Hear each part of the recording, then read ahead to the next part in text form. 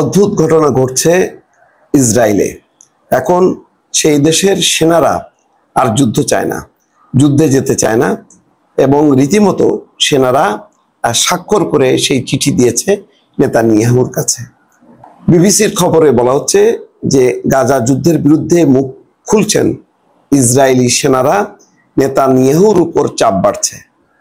একটা সমাবেশের চিত্র দেখা গেছে যে ইসরায়েলের তেল আবিবে গাজায় জিম্মিদের মুক্তির দাবিতে এবং সরকার বিরোধী বিক্ষোভে অংশ নেন হাজারো মানুষ।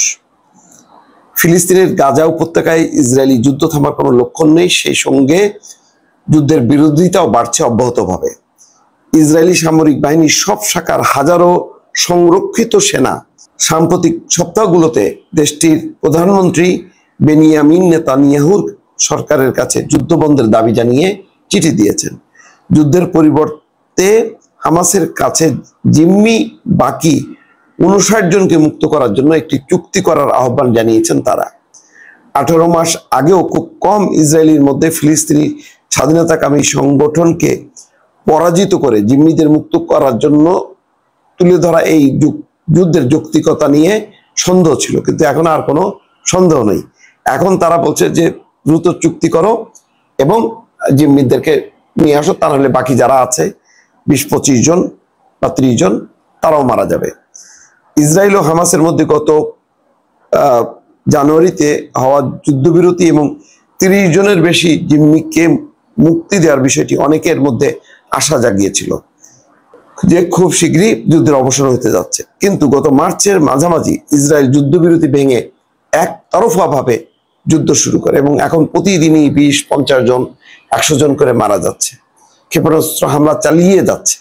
আর হামাস বলছে যে তাদেরকে মুক্ত করব, কিন্তু 5 বছরের জন্য যুদ্ধবিরতি চুক্তি সই করতে হবে, কিন্তু ইসরায়েল তাতে রাজি না।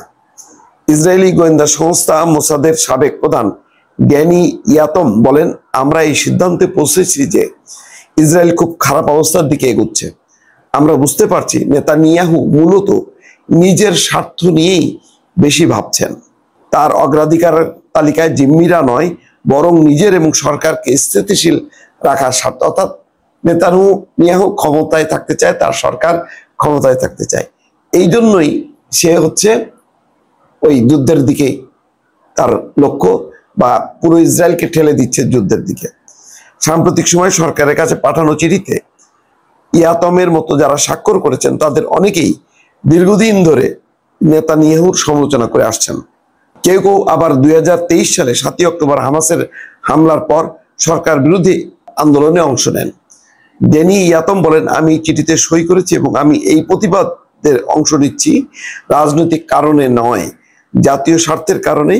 আমি অত্যন্ত উদ্বিগ্ন যে আমার দেশ পথ হারাতে চলেছে। দর্শক খেয়াল করেন তাদের উদ্বেগ উৎকণ্ঠাটা, কিন্তু নেতানিয়াহু তার মধ্যে বিন্দু মাত্র নেই, বরং আরো যুদ্ধের নতুন নতুন ক্ষেত্র সে তৈরি করছে। যেমন সিরিয়ার রাজধানী দামেস্কের একদম প্রেসিডেন্ট প্রাসাদের কাছে হামলা চালাইছে। তার মানে একেবারে পুরোপুরি একটা যুদ্ধবাজ ব্যক্তিতে পরিণত হয়েছে নেতানিয়াহু। দর্শক ভালো থাকবেন, আল্লাহ হাফেজ।